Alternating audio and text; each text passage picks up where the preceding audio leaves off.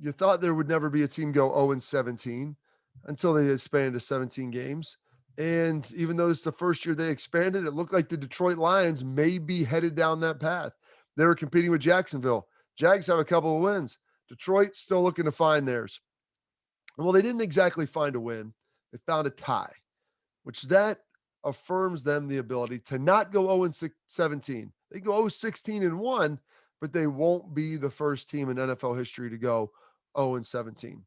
But that's not what this story is about. This is something that drives me nuts. And as I just talked about Bill Belichick and how smart he is and the situational football that they play, Mike Tomlin's a heck of a coach. I believe he just passed Bill Cowher for the 20th most winning coach in NFL history, and he's not even 50 years old. He's done an unbelievable job this year with Pittsburgh. He steadied the ship. I like his mentality. I like the way he coaches. I think he's top notch.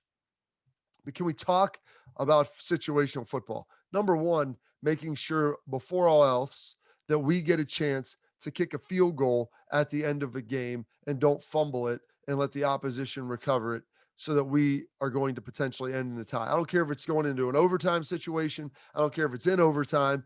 You can't turn the football over then. You have to work on those situational football drills to make sure everybody's locked in. New England does it all the time. Parcells used to do it all the time. I have a guess that Mike Tomlin's done it a lot. Got to hit it more.